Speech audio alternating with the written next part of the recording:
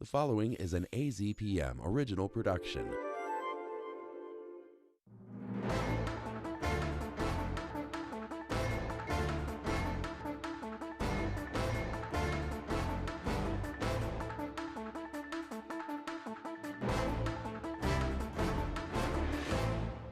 Hello and welcome to this latest edition of The Press Room from the radio studios of AZPM. I'm your host, Steve Goldstein. Our panel of guests this week include Jim Nintzel of the Tucson Sentinel, Danyelle Khmara of AZPM, John Washington of AZ Luminaria, and Natalie Robbins of the Tucson Sentinel. Among the things we'll be discussing today, Pima County Libraries, the new U of A president takes over, and we'll preview CD6 clean elections debate from next week. But Jim, we'll start this week with Raúl Grijalva announcing this will be his final campaign. You had a chance to talk with him this week. Before we get into some specifics on this, was this a surprise in any way? He's fought health issues. He's been in office for more than 2 decades. I think it was certainly a surprise that he came out, ahead of the election and said, "This is it for me." I don't think anybody was expecting that to happen. I think most people thought perhaps after the election he would make that announcement. And of course, we're all watching as he's being treated for lung cancer, and that's been a difficult journey for him. But when I spoke with him this week, he sounded very healthy, and he said he was full of hope and feeling good about things. So on the health front, he seems to be doing all right through this treatment.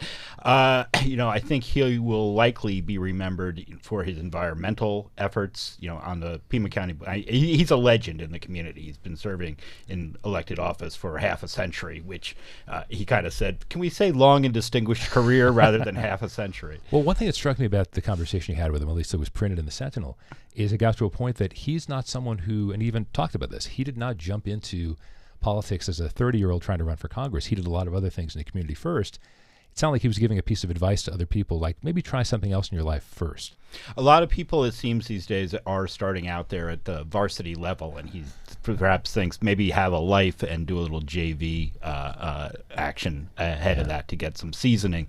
He, I think, he was first elected to the school board and was the first Latino ever elected to the school board. He thought that representation was really important. Moved on to the Pima County Board of Supervisors. I think his real lasting legacy there was getting the Pima County Sonoran Desert Conservation Plan rolling. He left the board before that was really completed in order to run for Congress, and he's been in Congress since 2002 in a district that is very heavily Democratic, and he really hasn't faced many challenges in that career. Danyelle, what stands out to you about the impact he's had in Southern Arizona, the state as a whole? Yeah. I mean, it's like he's held that district. I would say that this race, like everyone that I've covered of his, there's really hardly ever a question whether or not he's going to win. And he's been such a big part of the community, as well. Like his daughter seems to be sort of following in his footsteps. She was on the school board for many, many years.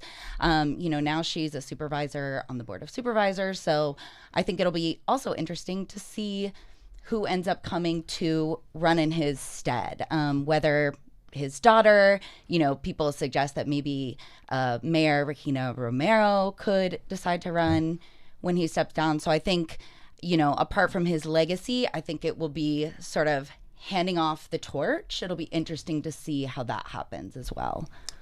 Yeah, I mean, you mentioned that it's been a pretty safe seat. The one time that he faced stiffer odds was after he took a stance against 1070, when the Republican establishment really came after him. But I think that he has been around for so long. He's been just his voice to either be listened to or possibly contended with, and that he's just been around for an entire generation in Congress. And the question I think remains is really open, like who is going to possibly succeed him. I mean, people have been asking it since at least he announced the cancer diagnosis, and I think those two options have been floated a lot. And they're close families too, as what's widely and publicly known. So I think it'll be really interesting to see who steps in a couple of years to try to take the seat. Yeah, for sure. He was, I think, the second Democrat in Congress to call on Joe Biden to drop out of the race. So while his announcement may seem kind of premature, it is before the election. I do think that he may be trying to hold himself to that same standard. Sort of realize when your time is up and when it's time for somebody new. But truly, I think our columnist Blake Morlock put it best. He said Grijalva not in Congress is like Lute Olson leaving the Wildcats. Well, and one thing that strikes me, and Nintz have you weigh in on this first, but everybody jump in on this. He, in some ways, like when I would hear people talk about Arizona's congressional delegation, and they would say, wow, well, yes, on the right, for people on the left who don't like those on the right, oh, Andy Biggs, Paul Gosar, but then someone on the right would say, yeah, but what about Raúl Grijalva? It's almost like, was he demonized in the same way by the right as others were by the left? He was the leader of the Progressive Caucus in Congress, and he makes no bones about being pretty far to the left. John mentioned the SB 1070. He made that call for a boycott of Arizona, and there was a lot of blowback against him in that year. I do think that he has been an easy target for the right in terms of demonization, but they have never succeeded. And actually, he hasn't lost an election since 1972. So he's been very successful in being able to build campaigns and fend off any kind of challenges. Yeah. So in that broader sense, what do you guys think of his national impact versus local? Well, I think maybe the national impact has been sort of taking some of the concerns that people have in Southern Arizona into the national debate. Whether it be about the border or some of the environmental concerns we have here. I mean, he's really stood on what seems like standing on principle for a long time. And I think it's been just this voice that has, as leader of the Progressive Caucus, or, going out on a limb, like trying to boycott a state, parts of the state because of a federal move. I think that he has really elevated the conversation about this region. No, this is kind of a profile in courage. He would sort of fit into that category in some ways, right? Yeah, he came from very humble beginnings. He was the child of immigrants who came here to work on Canoa Ranch. So to rise up from there to the halls of Congress is really an extraordinary accomplishment. Yeah, and Danyelle, Natalie, I'm sure if you guys have thoughts on in terms of the environment, as John referred to.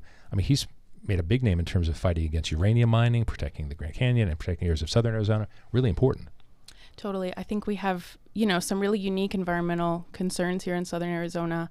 And I think he's been a champion of that since the beginning. I mean, he really leaves behind, I think, an incredible legacy. I'd say on a slightly personal level, when I was like a green and much younger reporter, like the accessibility was something that stood out. I was going to say that too. Grijalva's office. Maybe this is sort of like a call to other politicians, whoever takes his place. But, when you wanted to go to his office for comment, you would get a pretty quick response. And that's kind of special. Yeah. Yeah, I was going to say that too when I was, and this stands true now, but, more recently. But when I was a new reporter, I remember, covering a few congressional races, and Grijalva, he was so accessible. He would just be authentic, and he would just kind of answer your questions. There was no mask. There was no, at least that was my perception. And I think that a lot of that is because he really was so ingrained in the issues that Southern Arizona cares about, that his base cares about locally. And so it was easy for him to just riff and say what he believed in because he really understands it on a fundamental level. Well, Danyelle, I want to follow up on that because I think it's a really interesting point. Because I was going to say, when we look at what members of Congress kind of look like, I suppose of 435 people, I'm just throwing this out, we could look at 390 of them and say, I have no idea where that person's from. But Raúl Grijalva, he looked like he was really someone who was salt of the earth from Arizona. He just looked like that, and the issues he cared about reflected that. Yeah, no, absolutely. I was just remembering, it was I think it was during the Trump administration. Help me if I'm not remembering exactly right, but it was DACA had been canceled or put on hold. And I remember Grijalva protesting in D.C. and getting arrested. Yes. And, which makes me think of his fight for what he would like to see happen with immigration reform, with DACA. And, one of the things that he said to one of my colleagues that interviewed him, Hannah Cree, earlier this week, I believe, was that he wanted to work on immigration reform, specifically DACA, getting something passed through Congress for those people during his last term. And so, it seems like obviously that's a really hard thing to have happen. We've seen like nothing has really happened on that. But I do think that of members of Congress, he's somebody that really knows that community really well. Jim, any final thoughts as someone who, anything you wouldn't have been able to tell us about Raúl Grijalva, but now that he's going to be leaving office somewhat soon, you're going to just let one out of the bag for us? Not so much that. I will say that when we talked about immigration this week, he expressed a lot of skepticism that you'll ever see comprehensive immigration reform, and he believes everything is going to have to be done piecemeal moving forward, which gets back to the whole idea of finding some kind of legal pathway for the Dreamers. Well, it seems like whether it's the Gang of Eight or Gang of Six, and you have two Republican senators from Arizona, and it didn't make any progress under a Republican president, I could see where his skepticism is there. Let me move on, and let me have you start us off on this one as well. Clean elections debate next week.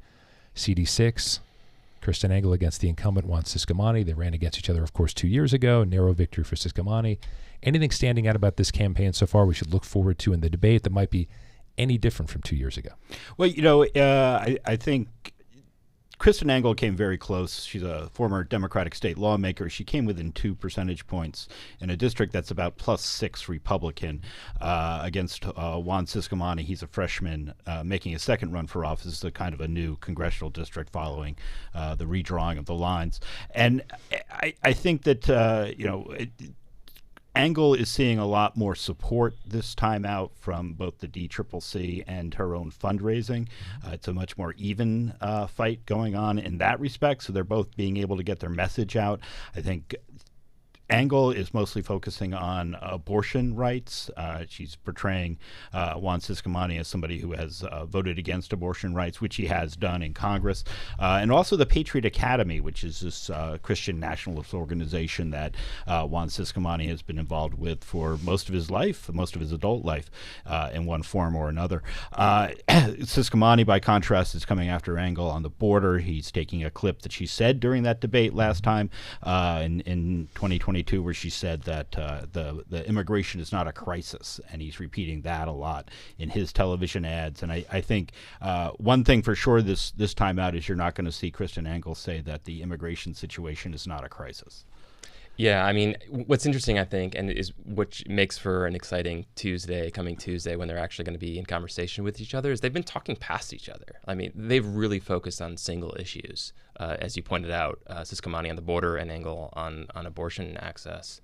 And so to actually get each other to respond on those specific issues, I think will be interesting. But there's so much national attention on this race right now. It's like one of the more closely watched. I mean, the Washington Post had a reporter here just to try to dig in a little bit recently. So it's going to be for maybe some fireworks, or at least a very tight race coming up. Yeah, it's really a swing district, Danyelle, in a lot of ways to national folks. Yeah, it really is, and I think almost a third of registered voters in the district are independent voters. They're not registered either Democrat or Republican. So, it really is a very competitive district. So it really could be either person's race. I'd be interested to see how different this upcoming debate is from the last one. It seemed like the last one, they did talk about border stuff. They talked about abortion. They touched on water issues a little bit, but there was a lot of sort of accusations thrown back and forth. And then when it would be the other person's turn, they would just say, that's not true. There was a lot of that. So I'm curious, are they going to talk about the same topics? Are they going to bring up new issues? At the last debate, Engel, she was bringing up the fact that Ciscomani said that he wasn't going to support the bipartisan border security bill that failed to get any traction. And so I would imagine she's going to bring that up again. And I think that is part of her sort of newer stance from the last race on taking a stance on border security issues. Yeah, I wonder if there had been any style differences for Engel this time around, last time around, considering even though she came close, she didn't win. And often these days, if you didn't win the previous race, you don't get a chance to be the nominee the next time around. Yeah, I mean, I would say her and a lot of Democrats are talking about the border using words like crisis in a way that they weren't during the last election, talking about having stricter regulations as far as people that are crossing and trying to ask for asylum. So it definitely seems like a lot more Democrats, especially in national races, are getting closer to the middle and closer to moderate than they were last election cycle. Yeah, I talked to Engel on primary night, actually, and I asked her about the border, and you could see her just exactly towing party line on this, inching up towards center, even, in fact, crossing over and into the right, just to try to, stave off the coming attacks. Yeah. And it's been interesting to see also that Ciscomani has distanced himself from Trump. He has the Trump endorsement, but he hasn't been near Trump when Trump has been here to visit the border, or when he visited Tucson. You haven't seen Juan Ciscomani on stage with him. So I think there's, as Danyelle was saying, it's a moderate district, and I think that both of them are trying to appeal to those independent voters. And you can see Juan Ciscomani with an ad out recently saying, I trust women on abortion. And you look at his voting record, though, and he's voted against allowing the mailing of medication abortion. He's voted against allowing service members to get travel expenses if they have to travel to a different state in order to receive reproductive health care. So, I think both of them are definitely trending towards the middle in this race. And on the immigration thing, I think, as Danyelle pointed out, the Ciscomani or Engel has been saying, Juan didn't support this really tough, comprehensive bill that might have actually solved problems, and that's her entree into criticizing him on that front. Juan Ciscomani was known as being part of the Doug Ducey camp, which was seen as conservative but not Trump conservative. Is he still able to thread that needle? Well, we'll find out on Election Day, but that's certainly the direction he's been going. I mean, one of his big talking points has been talking about how the bipartisan legislations that he's worked on. So I think he's definitely trying to thread that needle, while also, really not criticizing Trump or sort of the Trump wing of the party in any way that I've seen. I mean, I've seen a few reporters ask him what he thinks about, 2020 election denial claims, and he really won't say either way. He kind of says, well, I'll leave that for other people to decide, but he really won't take a stance on such a controversial topic. Okay. Natalie, let's move on to Pima County libraries. Big discussion. They're going to be closed, and now it seems like there's been a step back from that. But give us some quick background first. Was this a budget issue? Was this a lack of employees? Was it that people don't use libraries the same way? So it was sort of all of the above. The plan was always a draft, but the draft of the plan was to close 3 libraries by the end of this year. And it was released in August, so that's sort of a tight turnaround. 3 libraries permanently by the end of the year, Catalina, Santa Rosa, and De La Cruz. And then main library would be closed as well for renovations. It would be downsized from 3 floors to 1 floor. And then next year they would close Southwest Library. And the reasons are sort of everything that you mentioned. There is an incredible staffing shortage for librarians across the country. It's one of the professions that's really sort of fallen into crisis since the pandemic. The Pima County Public Library System is down 100 librarians since 2020. They have a staffing shortfall of more than 1,000 hours a week as of July. And it's something that is becoming a lot harder to do. I mean, I spoke with the main librarian at the head librarian at the main library, and she said, since the pandemic, there's a lot more need across the board. There's a lot more hunger. There's a lot more, mental health crises. There's a lot more, just people in need, and they see that in the library. So a lot of it becomes kind of social work, which can be incredibly draining, they've said. But now the plan has been put on hold. So why is that? People got very upset. Okay. I mean, I think that a lot of people have really beloved memories of the library. They have, and a lot of people, they don't go now, but they have memories of themselves as a child visiting the library. And so they had 2 public meetings, the library advisory board, and people really came out to defend the library and say this is one of the only places in the world that you can go for free. It's one of the only places where, an unhoused person can beat the heat in the summer. But also, so yes, they've tabled the discussion. They still might close, but they've said that they need an outreach campaign to sort of let the public know exactly what they are facing. And they need to just, I guess, deliberate further. But there was a woman at one of the meetings who worked for the library, and she was one of the last speakers to go up, and she said, I'm paraphrasing, but she said, we can't run this on nostalgia alone. Right. She said, should we be in a facility where 100 people come in a month, where it's dangerous to be, where the facility's falling apart, where we're so short-staffed we have to stagger our lunch breaks just because you like the idea of us being there, which, I think a lot of people responded to that. I mean, we haven't heard directly from a lot of the library staff who have often very hard jobs, they've told me. There is a burden there. Yeah, I mean, just hearing you say the proposed plan, I was wincing again. It's honestly hard to separate myself as a reporter and myself as a frequenter of the library, and I think a lot of people reacted like that, and that was why there was so much immediate pushback. And just that the library is having to pick up the slack for city and county on so many different issues, and I can understand the burnout, and this is something that librarians and library staff have talked about.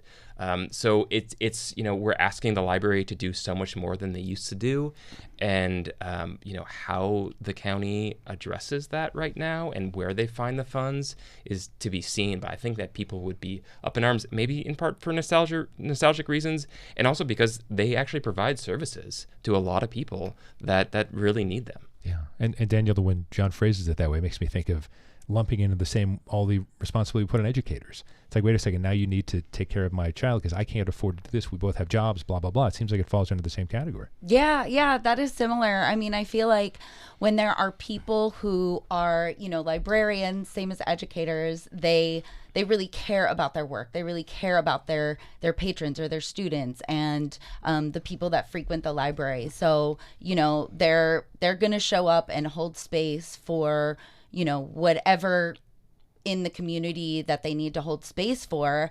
And, I was thinking just now as you guys were talking about, I've lived in Tucson for 17 years. My son grew up here, and I used to take him in the summer to these kids' activities, and they would have these free kids' activities.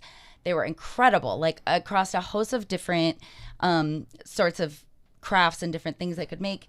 And my son would be out there, 10 years old, 9 years old, waiting for the library to open at 9, and there would be a huge group of the houseless community downtown also waiting to go into the library. And I remember thinking even at that time that wow, this place serves such a big portion of services that people need that are in this area. And yeah, I mean, it's like, how long can you do that without having the proper resources that you need to provide all these different types of services? Mm-hmm. I think the challenge for the library is that, as we've said here, it's really the needs of the people who are using the library are changing, and the way that we consume media is changing, and a lot more digital books being checked out rather than hard copy books. So people don't necessarily go to the library, but they're using the library.